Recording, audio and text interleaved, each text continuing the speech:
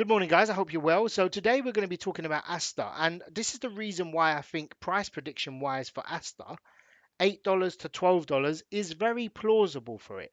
I'll explain why. Hopefully you can see what I've seen and are seeing. Now, we had a massive drop off in the last month. We had a mass liquidation event. It fell. It held the $1 mark, and that's all I wanted to kind of see. I am yield farming this. I'm also holding it as well. So while I wait for the price to go up, I'm yield farming it on a very wide range. So I'm earning more Aster. And that's a separate video. But to me, we're going to make a comparison between Hyperliquid and Aster because they're pretty much the same thing.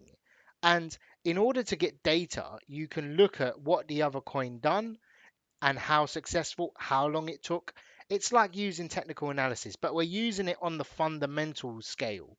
Now, Hyperliquid launched. Now, the market was much lower. It launched, it done very well. Similar to Aster, it pumped over time and then slowly fizzled off. And then everyone realized, hold on a minute, this is a pretty good coin. Everyone's using it. The platform's really good. Now, tech-wise, Hyperliquid is better than Aster by far. Aster will make improvements, and that's what we're betting on. However, it hasn't deterred people too much. They have the Binance audience because it's owned by Binance. Now, is CZ likely to let Aster die? Hell no. He would never let it die. He will keep it going. And how can a token die when they have so much fee generation? Even in a time when it was very bearish over the weekends, things like that. Their fee volume is they're generating millions per day, and that's enough. They're predicted to make $2.9 billion per year if it keeps up. Even if it's half right, that's a lot of money. And we can take a look at, Hyperliquid, and we can take a look and see how Hyperliquid compares. Hyperliquid make less fees, slightly less, but around the same level. And to be honest, they are taking market share. Now, it's not the case of, I think, oh, look, Aster's going to go to $38. What I tend to do is now they're sharing the market, these two. And there's also one called Light or something like that. But I don't really care about that one. I don't think that's going to fizzle out. This has a big backing between CZ, influencers, the Chinese audience, which is seen very big, and the love of BNB, which has 3 million active users and a massive TVL. So I think Aster's definitely one to watch over the next few months.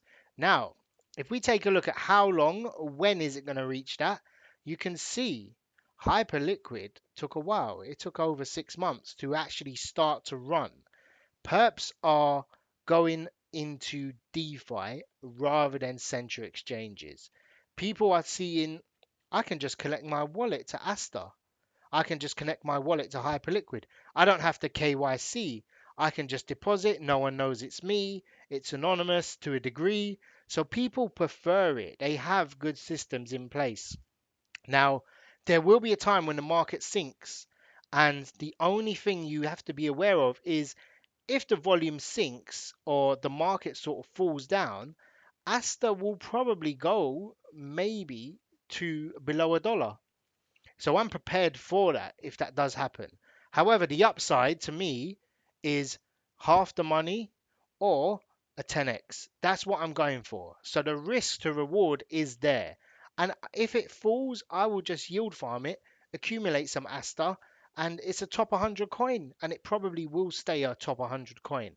So therefore, 120, obviously not financial advice in terms of entry.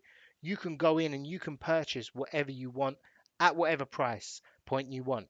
If the market dips, it might be a good time to sort of keep your eye on Aster. But fundamentally, look, it's doing two things. It's generating revenue, number one. There's a big backing and influence behind it, which will keep the attention on it. And there's also a huge user base there. So the three fundamental things that will push the price of a coin up. It's not a meme coin. It does have a utility that generates millions per day. What can possibly go wrong?